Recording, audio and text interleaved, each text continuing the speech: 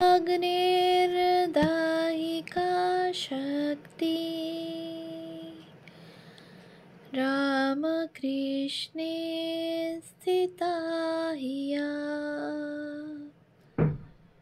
सर्वविद्यास्वरूपं तं शारदां प्रणमाम्यहम्।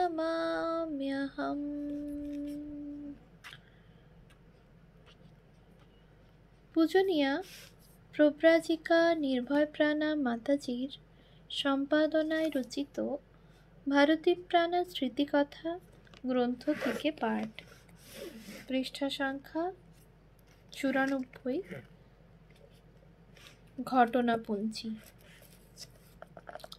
1959 খ্রিস্টাব্দের 1 জানুয়ারি শ্রী শ্রী মার জন্মতিথিতে বেলুড় মঠের তদানীন্তন অধ্যক্ষ স্বামী শঙ্করানন্দ মঠ মিশনের ট্রাস্টি এবং প্রবীণ সন্ন্যাসীদের সমক্ষে শ্রী ভারতী ও 7 জন ব্রহ্মচারিণীকে যথারীতি বিরজা হোমপূর্বক সন্ন্যাস ব্রতে দীক্ষিত করেন।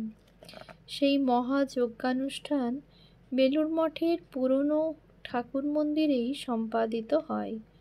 শ্রী ভারতীর সন্ন্যাস নাম হয় প্রব্রাজিকা ভারতীপ্রাণা। অন্যান্যদের নাম প্রব্রাজিকা মোক্ষপ্রাণা, মুক্তিপ্রাণা, দয়াপ্রাণা, বিদ্যাপ্রাণা, ভক্তিপ্রাণা, শ্রদ্ধাপ্রাণা ও মেধাপ্রাণা। সেই শুভদিন মাহেন্দ্রক্ষণ, সেই উৎসব মাধুর্য, সুচিন্তিত নামচয়ন, সেই গৈরিক বসনের দিব্যদ্যুতি মঠবাসিনীদের হৃদয়কে এক অলৌকিক ভাবে অভিভূত করে দিয়েছিল। শ্রী শ্রী ঠাকুর, শ্রী শ্রী মা এবং স্বামীজির শ্রীপাদপদ্মে প্রাণের অশেষ কৃতজ্ঞতা প্রকাশ ছাড়া কিছু বলার ছিল না। সকলের অন্তর থেকে উচ্চারিত হল গুরু পরম্পরাকে শতকোটি ভক্তি নম্র প্রণাম।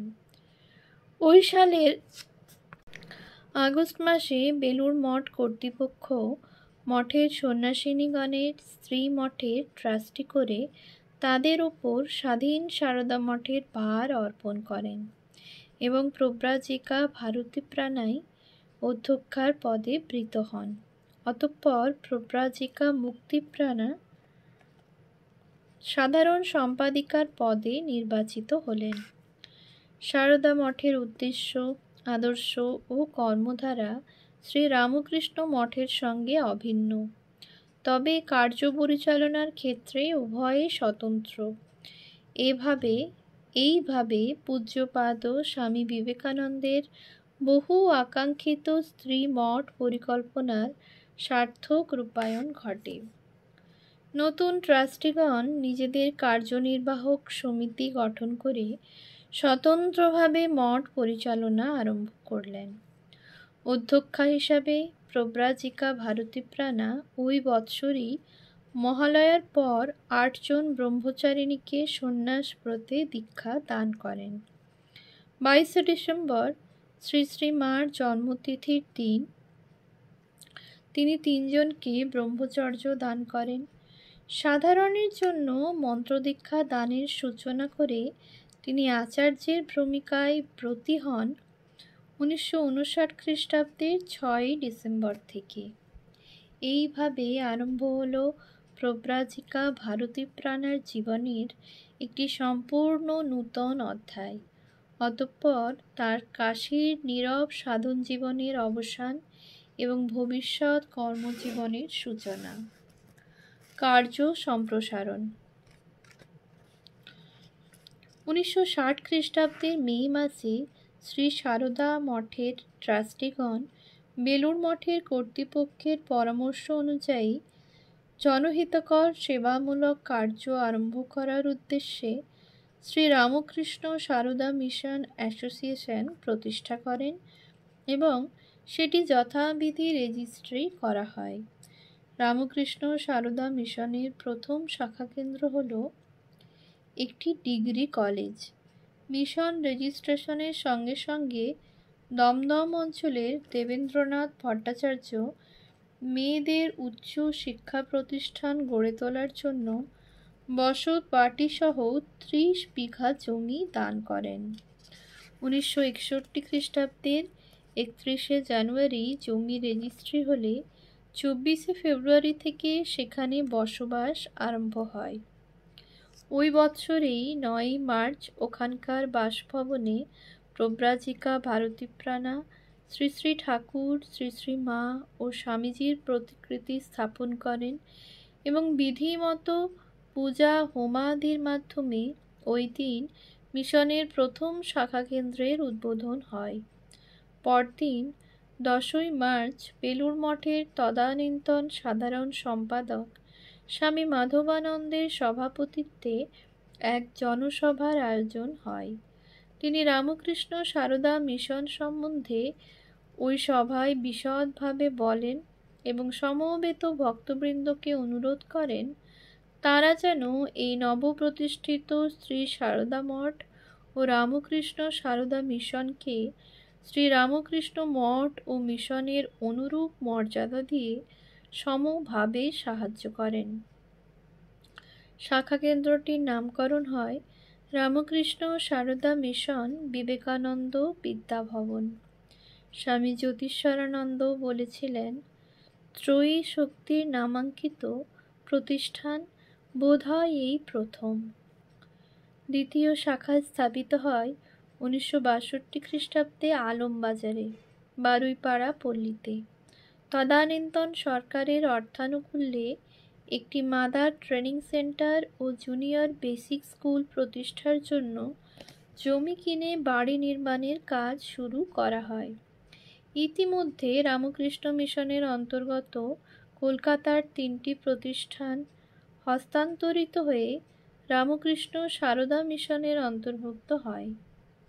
1961 খ্রিস্টাব্দের মার্চ মাসে এন্টালি আশ্রম, নভেম্বর মাসে মাতৃভবন এবং 1963 খ্রিস্টাব্দের আগস্ট মাসে নিবেদিতা বিদ্যালয়। ত্রিচুর রামকৃষ্ণ আশ্রমের অন্তর্ভুক্ত সারদা মন্দির নামে প্রতিষ্ঠানটিও 1968 খ্রিস্টাব্দে জুন মাসে শ্রী সারদা মঠের তত্ত্বাবধানে আসে। প্রব্রাজিকা ধীরাপ্রাণা ওই কেন্দ্রের অধ্যক্ষ পদে বৃত হন। 1963 খ্রিস্টাব্দে স্বামী বিবেকানন্দের শতবর্ষ জয়ন্তী উপলক্ষে ভারতীপ্রাণা মাতাজিকে নানা স্থানে বিভিন্ন অধিবেশনে সভাপতিত্ব করতে হয়। তিনি সহজ সরল ভাষায় স্বামীজি সম্পর্কে আলোচনা করেন। মাত্র 8ম শ্রেণী পর্যন্ত তাঁর পড়াশোনা ছিল, তবে ইংরেজি মোটামুটি জানতেন। কোনো উচ্চশিক্ষা না থাকলেও শ্রী শ্রী ঠাকুর, শ্রী শ্রী মা ও স্বামীজির উচ্চ ভাব সম্বন্ধে তার স্বচ্ছ ও সুস্পষ্ট ধারণা ছোট ছোট কথায় দৃঢ়তার সঙ্গে প্রকাশ করতেন। ত্যাগী ও গৃহীদের ভিন্ন ভিন্ন সমস্যাতে সমভাবে আলোকপাত করতে পারতেন। শ্রী রামকৃষ্ণ, শ্রী সারদা দেবী ও স্বামী বিবেকানন্দ যে বস্তুত এক এবং অভিন্ন, ওই ইঙ্গিত তিনি সকলের কাছে বহুভাবেই দিয়েছেন। 1963 খ্রিস্টাব্দের জানুয়ারি মাসে শ্রী সারদা মঠে স্বামী বিবেকানন্দ শতবার্ষিকী উৎসব সুন্দরভাবে পালন করা হয়। ওই উপলক্ষে স্বামীজির জীবন ও বাণী এবং শ্রী সারদা মঠ প্রতিষ্ঠার ইতিহাস নিয়ে একটি প্রদর্শনীর আয়োজন হয়েছিল। মঠ প্রাঙ্গণে বিভিন্ন দিনে ধর্মসভা, ভক্ত সম্মেলন, সাংস্কৃতিক অনুষ্ঠান ও শোভাযাত্রার ব্যবস্থা ছিল। ভক্ত সম্মিলনীতে সভানেত্রী হিসেবে প্রব্রাজিকা ভারতীপ্রাণা মাতাজির মনোজ্ঞ ভাষণ শুনে সকলেই আনন্দে অভিভূত হন। ওই বৎসরেই ডিসেম্বর মাসে শ্রী রামকৃষ্ণ মঠ ও মিশন কর্তৃক শতবার্ষিকী উৎসব সমাপ্তি উপলক্ষে পার্ক সার্কাস ময়দানে অন্যান্য অনুষ্ঠানের সঙ্গে এক মহিলা সম্মেলনের আয়োজন হয়। সেই সভায় আমন্ত্রিত ভারতের বিভিন্ন স্থান থেকে সমবেত এবং বিদেশাগত সকল মহিলা ডেলিগেটদের আহার ও বাসস্থানের যাবতীয় ব্যবস্থা শ্রী সারদা মঠের সন্ন্যাসিনী ও স্ত্রী ভক্তমণ্ডলীর উপর ন্যস্ত ছিল।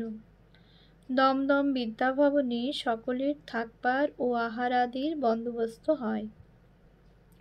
একদিন সকলেই শ্রী সারদা মঠ পরিদর্শনে আসেন। কলকাতার মহিলা ভক্তরাও অনেকে যোগদান করেন। সেদিন মোট 400 ভক্ত প্রসাদ গ্রহণ করেন এবং সকলেই বিশেষ আনন্দ লাভ করেন। ইতিমধ্যে শ্রী সারদা মঠের কলকাতাস্থিত বিভিন্ন শাখাকেন্দ্রগুলিতে কার্যের বহুল প্রসার ঘটে এবং ওই উপলক্ষে প্রয়োজন অনুযায়ী নতুন নতুন গৃহ নির্মাণ শুরু হয়। প্রব্রাজিকা ভারতীপ্রাণা মাতাজিও বিভিন্ন সময়ে সেগুলির উদ্বোধন কার্যাদি যথারীতি সুসম্পন্ন করেন। সারদা মঠের নিকটতম শাখাকেন্দ্র শিক্ষা মন্দিরে তিনি মাদার ট্রেনিং সেন্টারের ভিত্তি স্থাপন করেন 12ই মার্চ 1962 খ্রিস্টাব্দে। ওই বৎসরেই নিবেদিতা বিদ্যালয়ে হিউম্যানিটি ব্লকের ভিত্তিপ্রস্তর স্থাপিত হয়। 1963 ও 65 খ্রিস্টাব্দে উক্ত বিদ্যালয়ের যথাক্রমে বিজ্ঞান শাখার নির্দিষ্ট ভবনের ও শিল্প বিভাগের নতুন ভবনের উৎসর্গ কার্য তিনি সম্পন্ন করেন। বিবেকানন্দ বিদ্যাভবনের স্টাফ কোয়ার্টার্স ভিত্তিপ্রস্তর স্থাপন এবং উদ্বোধন কার্য যথাক্রমে 1963 ও 1966 খ্রিস্টাব্দে সম্পন্ন হয়।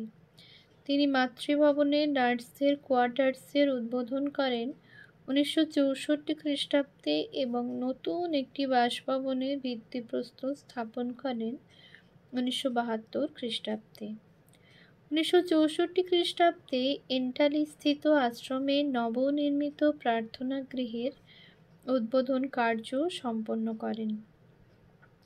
প্রথমাবধি সারদা মঠের কর্তৃপক্ষের ইচ্ছা ছিল কলকাতার বাইরের ভক্ত মহিলাগণ যাতে 2-4 দিন মঠে বাস করতে পারেন তার জন্য একটি পৃথক অতিথি ভবন নির্মাণ করা।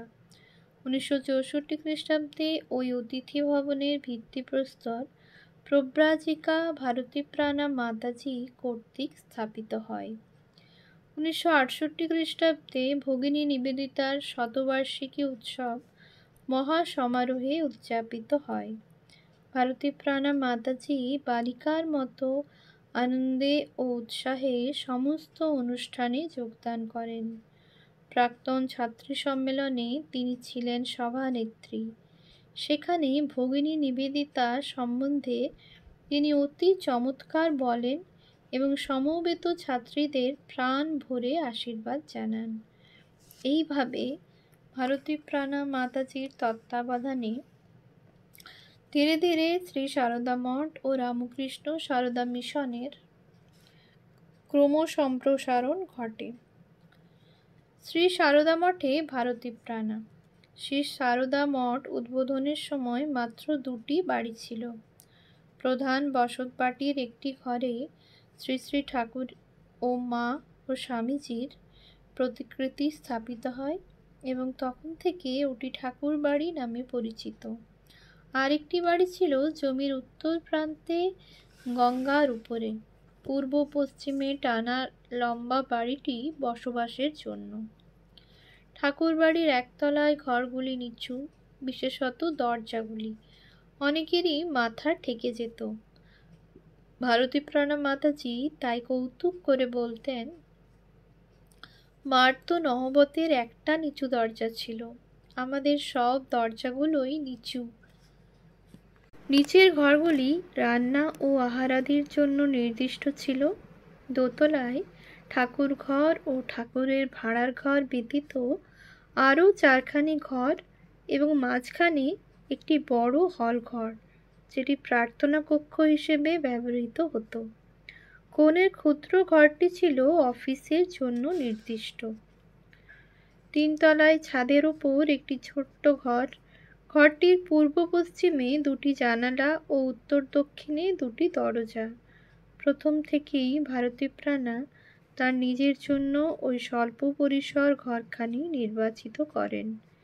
একটি চৌকির ওপর তাঁর বিছানা, একখান ট্রাঙ্ক ইত্যাদি। দেয়ালের তাকে তার কাশী বাসকালে বহুদিন পূজিত ঠাকুর ও মার প্রতিকৃতি। ওম শান্তি শান্তি শান্তি। হরি ওম তৎসৎ। শ্রীরামকৃষ্ণার্পণমস্তু।